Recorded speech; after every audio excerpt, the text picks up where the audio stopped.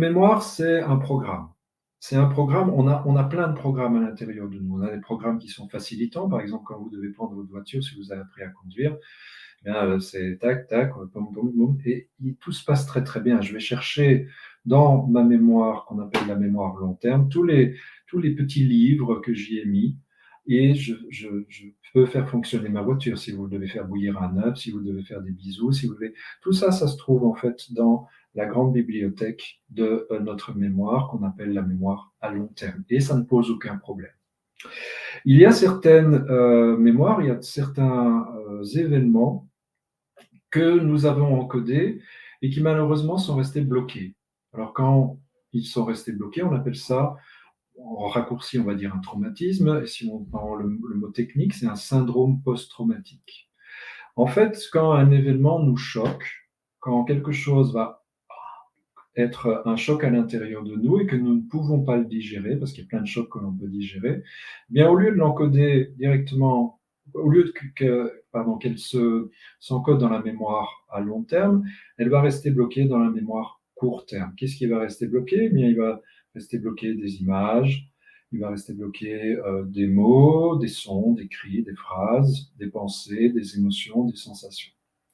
Et normalement, quand nous dormons, nous allons transférer cela vers la mémoire long terme, où elle trouve sa place, et dans la mémoire long terme, il reste juste l'essentiel de l'information.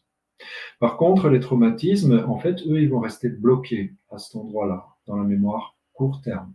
Ça a plusieurs conséquences, c'est-à-dire que la mémoire est faite que quand quelque chose m'arrive dans le présent, automatiquement, je vais aller chercher les informations en question. Si quelque chose m'arrive dans le présent et que je vais chercher tout ça, pardon, voilà, tout ça, eh bien, je vais reprendre tout ça dans la figure, y compris les émotions, y compris les sensations, les pensées, ce que je me dis de moi, ce que je pense des autres, etc., etc. Pour peu que ces mémoires elles s'accumulent ou qu'elles aient été vécues en bas âge, comme des abus, des violences ou des choses comme ça, eh bien, je vais me défendre de ça. Et donc, je vais commencer à adopter des comportements. Ça peut être des comportements, une dame un jour vient me voir et ne peut pas sortir le soir, elle ne peut pas aller avec ses copines, donc elle n'a pas de copine parce que s'il y a quelque chose c'est impossible de sortir. Des personnes vont commencer à avoir des poussées de colère quand il va se passer ça, ou des peurs incompréhensibles. On va adopter des comportements, des phobies. Et donc, en fait, tout ça est en lien, parfois des traumatismes, parfois avec d'autres types de mémoires, j'y reviendrai. Et donc, ces mémoires ont des actions sur nous, ont des actions émotionnelles, des actions corporelles et des actions d'évitement. Je vais essayer d'éviter cette mémoire. Et donc, comme disait Marc, on n'est pas libre.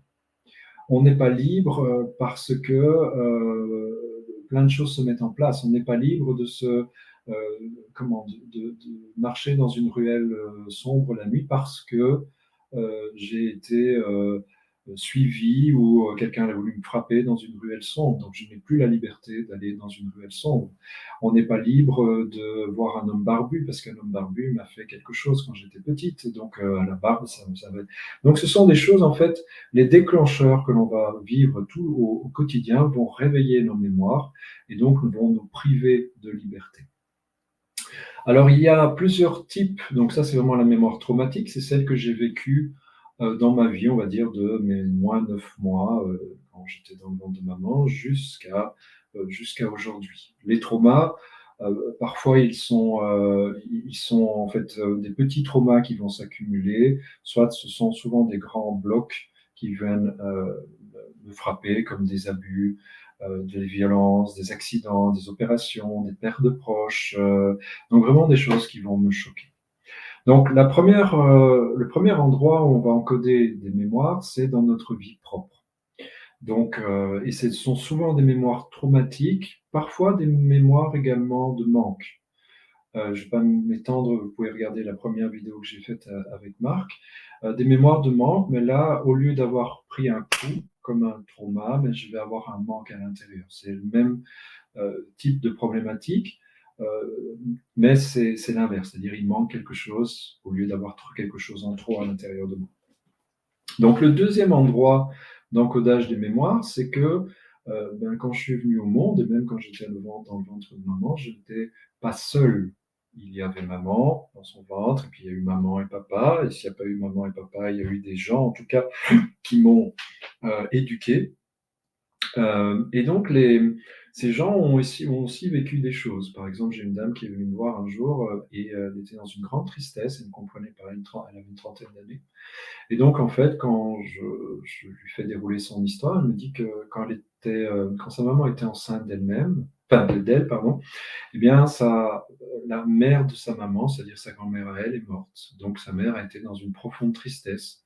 Et 1 an après sa naissance, eh bien, la sœur de la mère, c'est-à-dire sa tante, la personne qui est venue me voir, est morte également. Et donc là, il y a eu rebelote. Et donc la patiente avait incorporé toute la tristesse de la maman. Et donc là aussi, on peut transférer des mémoires, un peu comme on envoie un SMS d'un téléphone à l'autre. Un parent va vibrer d'une vibration et nous allons commencer à vibrer. Même si le parent n'est plus là, mais la vibration, elle continue à l'intérieur de nous tant que nous n'allons pas l'arrêter. Ça, on appelle ça techniquement l'intergénérationnel, c'est-à-dire des choses que j'ai vécues avec les personnes avec lesquelles j'étais, mais ce n'est pas moi-même qui ai vécu la problématique. Et puis, on a tout un pan de mémoire qui nous ont été transmis par nos ancêtres. Et là, on parle de transgénérationnel.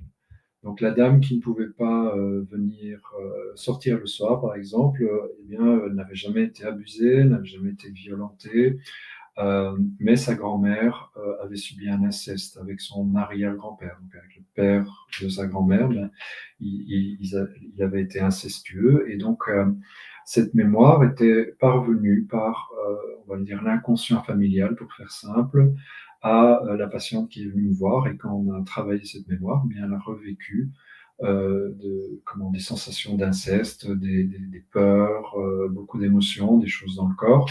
Et donc, elle a pu libérer, en fait, cette mémoire. Tête, cœur, corps.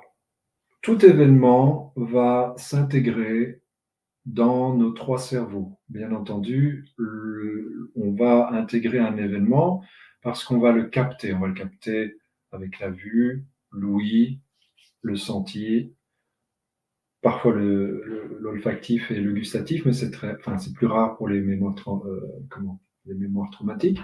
Mais donc, nos sens vont capter des informations. Ces informations vont, à travers nos filtres, nous arriver.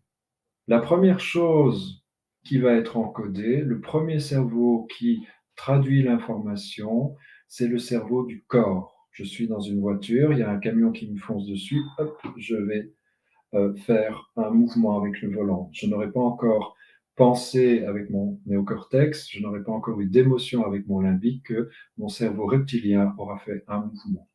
Donc le premier endroit où ça va s'encoder une mémoire ou quoi que ce soit qui nous arrive, ça va être le corps.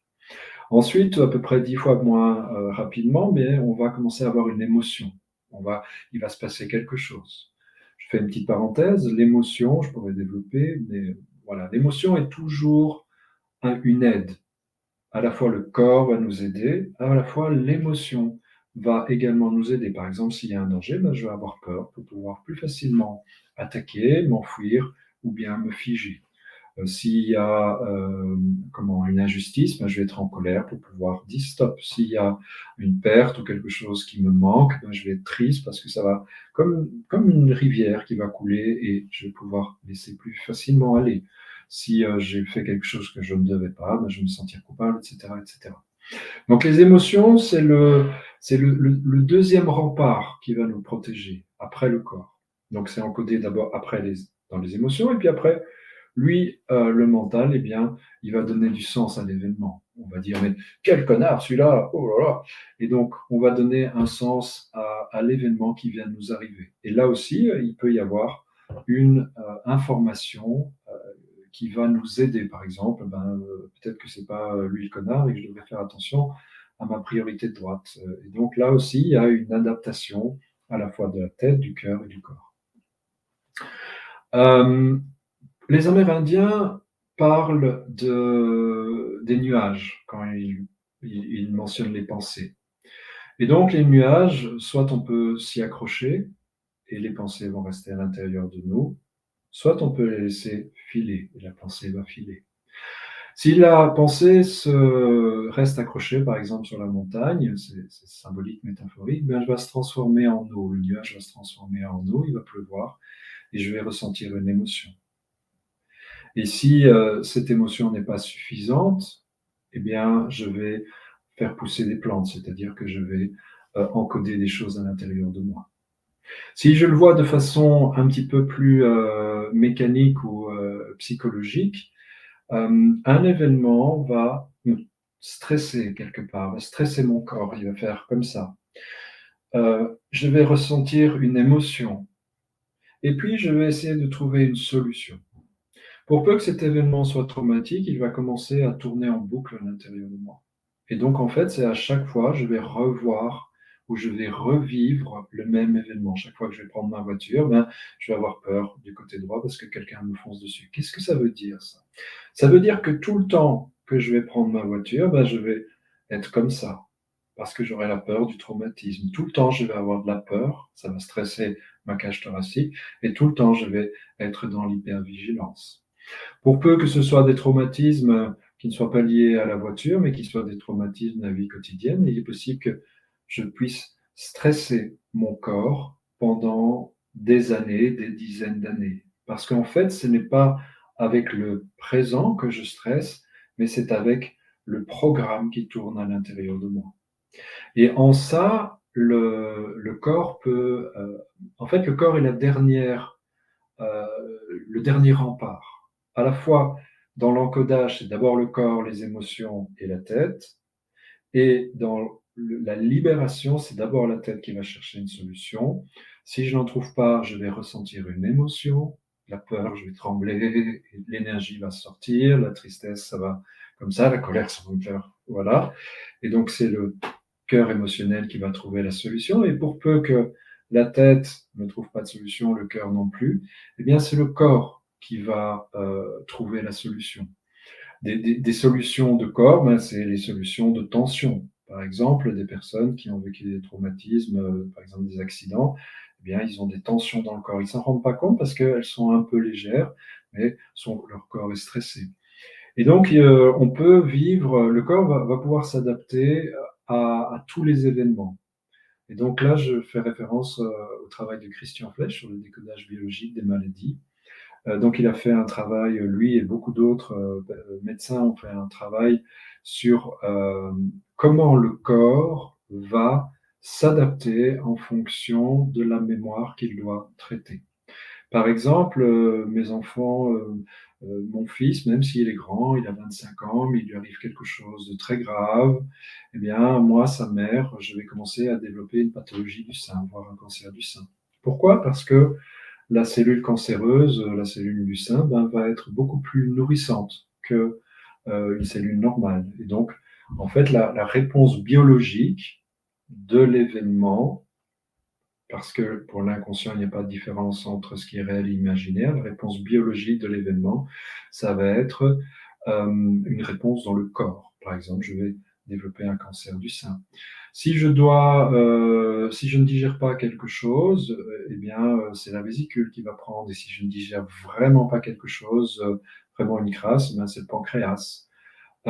Si je dois m'opposer tout le temps, ben, ma hanche risque de prendre aussi, voilà, si je dois si je dois céder tout le temps, c'est le genou qui va prendre, qui va prendre la solution en fait.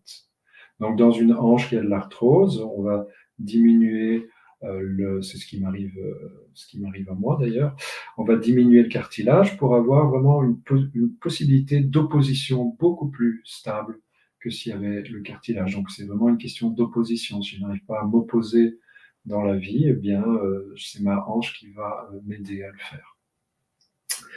Et donc le corps, puisqu'on parle du corps, mais donc le corps va être sollicité quand je n'ai pas d'autres moyens, quand je n'arrive pas en fait à libérer ces mémoires. Donc, toutes les parties du corps ont une importance. Si on va dans comment les muscles ou les tendons, mais chaque partie, l'épaule, c'est parce que je porte quelque chose, le dos, c'est parce que j'en ai plein de dos, les coudes, comme ça, la hanche, c'est s'opposer, le pied, on va être en contact avec la terre, mer, etc. Donc chaque partie du corps va pouvoir prendre une partie de la solution, mais en même temps causer une problématique qu'on appelle maladie. Donc qu'est-ce qu'on en fait de ça? En fait, comme je vous l'ai dit, pourquoi le corps prend? C'est parce qu'on n'a pas trouvé de solution. C'est parce qu'on n'a pas pu vivre l'émotion et c'est le corps qui, en dernier recours, a pris, on va dire, qui a pris la solution. Et donc, qu'est-ce qu'on peut faire? Bien, on peut faire l'inverse. C'est qu'on va aller travailler sur la mémoire, c'est-à-dire qu'on va retourner à l'endroit où s'est passé cet encodage et on va aller libérer la mémoire. C'est-à-dire, ça veut dire quoi? Ça veut dire de repasser par l'émotion, ça veut dire de repasser par les images, ça veut dire de repasser par les sensations corporelles. Donc, dans une technique qui fait ça très bien pour les traumatismes, s'appelle EMDR. Et donc, ça permet justement de se remettre dans le traumatisme et de laisser venir tout ce qui vient comme image, sensation, émotion, pensée. Et en fait, on va refaire la mémoire à l'envers. La mémoire, c'est encodé, c'est imprimé à l'intérieur de nous. On se pose à cet endroit-là et on va refaire les pas pour libérer la mémoire, comme je l'ai dit, dans le corps, dans les émotions, dans les pensées, dans les images, etc. Et donc, c'est le travail de mémoire que j'ai mis en place parce que je me suis rendu compte que entre les constellations familiales, le MDR, d'autres techniques, c'est la même structure. C'est-à-dire qu'on va à l'endroit où ça se passe et on fait les pas avec la personne pour l'aider à libérer sa mémoire. Donc ça demande, dans un premier temps, comment de l'expérience dans plusieurs domaines, parce qu'il y a plusieurs domaines de mémoire, mais c'est toujours la même structure. C'est vraiment à un moment, on y va, on rentre dans le champ de conscience de la personne et on l'aide à libérer tout ce qu'elle a encodé, à faire des pas, c'est-à-dire que je ne sais pas comment on pourrait appeler ça, le, l'aide-mémoire, c'est un jeu de mots, celui qui aide la personne à vivre ses mémoires. Mais l'aide-mémoire, il va juste valider les pas que fait la personne pour se libérer. En validant les pas, c'est comme si on avait stabilisé un pas et qu'on peut faire un pas supplémentaire, et puis un pas supplémentaire, et puis un pas supplémentaire. Quand on fait des constellations familiales avec la méthode Éric Laudière, ou quand on travaille avec moi de cette façon-là, ben, on découvre justement, c'est vraiment de la libération, de la libération, de la libération, jusqu'à un moment où la mémoire s'est totalement libérée. Et la charge, en fait, la mémoire, c'est parce qu'elle est chargée, la charge a diminué. Et donc, nous sommes toujours en lien avec le souvenir, avec ce qui s'est passé, mais ce n'est plus sensible. C'est vraiment la même chose que si j'ai une cicatrice.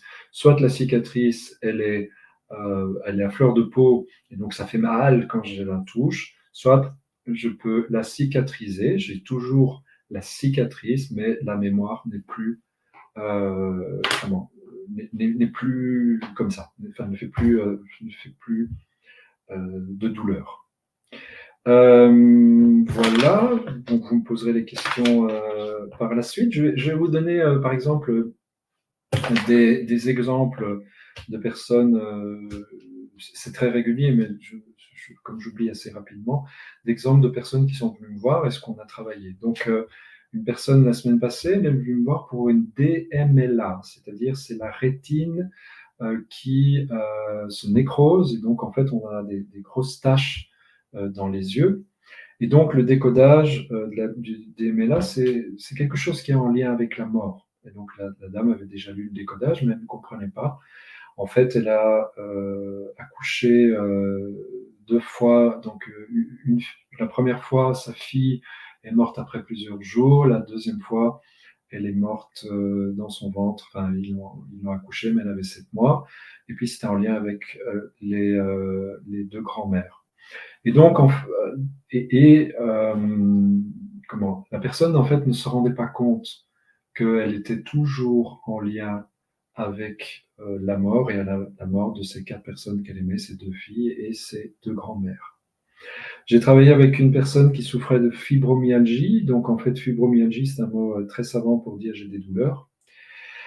Et les personnes qui ont ça, quand on prend le décodage, souvent elles ont une déconnexion de soi. Donc c'est comme si elles coupent l'information que donne le corps ce sont des personnes qui en général veulent avancer, ne veulent plus se soucier, ils refoulent un peu tout ce qu'elles ont vécu.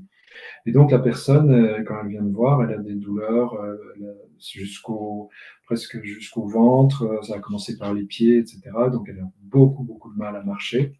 Et donc, on fait le chemin inverse en plusieurs séances.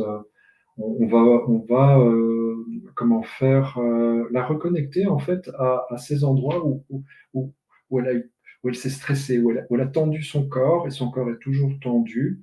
Mais comme elle a un mécanisme de se déconnecter d'elle-même, elle ne s'en rend pas compte. Et donc, on fait le chemin inverse. Et ce qui l'a vraiment bien aidé, c'était de se rendre compte qu'en fait, elle avait une peur phobique de la mort. Et donc, c'était quelque chose qui tendait son corps très régulièrement. Et donc, les séances suivantes m'a dit qu'il n'avait plus de douleur dans le corps. Il n'y avait aucun remède médical, ça faisait une dizaine d'années qu'elle avait ça. Tous les traumatismes, comme je vous ai dit, par exemple, je fais ça et je vais tendre mon corps. Si ça tourne en boucle, ben, je vais avoir des tendinites, ou je vais avoir mal au dos, mal à l'épaule, mal quelque part. Parce que le traumatisme stresse, continue à stresser, tourne en boucle et continue à stresser le corps à l'endroit où le corps a réagi et réagit. Un monsieur est venu me voir pour un cancer de la prostate et donc là le décodage c'était également sexualité. Il y a plusieurs décodages de la prostate, mais c'était sexualité hors norme et il me disait ça en fait que sa femme, sa nouvelle femme, c'était vraiment super, mais au niveau de la sexualité, elle l'accusait de tous les maux. Donc c'était sa prostate qui avait pris le problème. Je travaille beaucoup avec des femmes qui ont été abusées. Donc, enfin, en tout cas, dans ma patientèle, c'est très régulier. Et donc, quand on fait des sensibilisations, il est très régulier, enfin, c'est très régulier où la personne a des sensations dans le sexe, dans le bassin, donc des sensations euh, où les attouchements ont été faits, où il y a eu la pénétration, des choses comme ça. Et donc, en fait, c'est vraiment le corps qui était stressé et qui peut, à ce moment-là, que la mémoire est libérée, on peut se détendre. Et donc, quand il y a une détente comme ça, c'est un peu comme quand on a fait du sport trop longtemps, ben, il y a une tension. Et donc, au début, il y a une courbature, on est courbaturé, et puis après, la chaleur peut revenir et même parfois, on sent des fourmis, comme si un peu même les capillaires sanguins s'étaient contractés. Et quand on détend, en fait, c'est comme si le membre avait été engourdi pendant, et ça peut durer des dizaines d'années. Et donc là, c'est comme quand on a le sang qui ne circule plus et le sang revient. Euh, Beaucoup de personnes vont bloquer la respiration.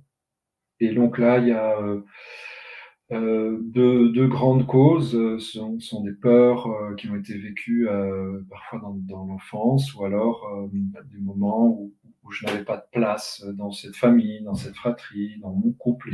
Et c'est mes poumons qui se sont rétrécis pour s'adapter à la place que j'avais. Une personne qui a vécu la guerre d'Algérie parce que son papa était gendarme à l'époque. Donc on a retravaillé ces traumatismes et elle venait me voir en fait pour toute autre chose parce elle n'arrivait plus à prendre l'autoroute, donc il y avait une phobie. Et donc quand on a travaillé ses mémoires, elle m'a dit tiens mais je sens mon ventre qui se détend et ah oui mes jambes aussi se détendent et en fait quand elle conduisait, elle sentait ses jambes qui étaient tout le temps tendues, donc c'est pour ça aussi qu'elle n'arrivait pas à bien conduire. Une dame qui a eu plusieurs opérations, et donc on a travaillé la semaine passée également. Donc il y avait beaucoup de douleurs. Son corps avait pris énormément dans ces opérations. Faut bien, je fais une parenthèse, il faut bien savoir que quand on est opéré, même si on est endormi, notre inconscient enregistre tout, hein. Parfois, il y a des choses qui sont dites, toutes faites, et notre inconscient l'a enregistré. Donc, il est intéressant aussi, après une opération, ben, voilà, si on sent qu'il y a quelque chose qui a été traumatique, ben même si on n'a plus la conscience de ce qui s'est passé, le corps a cette conscience. Donc là, il y a eu beaucoup de douleurs il m'a dit dans la nuque, dans l'épaule, le ventre, des tremblements. Donc le corps a pu libérer toutes les informations qu'il avait encodées. Donc il n'y a pas de, je veux dire, il n'y a pas de limite à ce que le corps peut prendre. Si vous lisez le livre de Christian Flech, Mon corps pour me guérir, ben, vous verrez que chaque appareil, c'est-à-dire l'appareil respiratoire, circulatoire, musculaire, neurologique, etc., chaque appareil eh bien, va avoir des conflits, ce qu'on appelle un conflit en biodécodage, c'est-à-dire un conflit interne, qui vont, euh, qui vont manifester une maladie. Mais donc c'est en lien vraiment avec ce que j'ai vécu, ou ce que mes parents ont vécu, ou ce que mes ancêtres ont vécu. Et donc, le truc, on va dire, à ce niveau-là, c'est vraiment d'aller à l'endroit où ça se passe et de pouvoir libérer la mémoire. Comme je l'ai dit, les mémoires peuvent être encodées à plusieurs endroits, donc notre vie propre, la vie de nos parents, l'intergénérationnel, le transgénérationnel. Et donc, il n'est pas rare qu'une mémoire ait été encodée à plusieurs endroits. Par exemple, tiens, mon petit copain, il a voulu me faire l'amour, mais j'étais pas d'accord. Et ah oui, ma grand-mère me dit qu'elle avait été violée pendant la guerre, des choses comme ça. Et donc, en fait, ces mémoires, c'est comme si à un endroit, la mémoire a été vécue et je vais revivre quelque chose qui rappelle soit quelque chose que j'ai vécu moi, soit du transgénérationnel, et c'est comme si ces mémoires avaient la même structure. Et donc là, il faut aller déprogrammer toutes les mémoires qui sont en lien les unes avec les autres.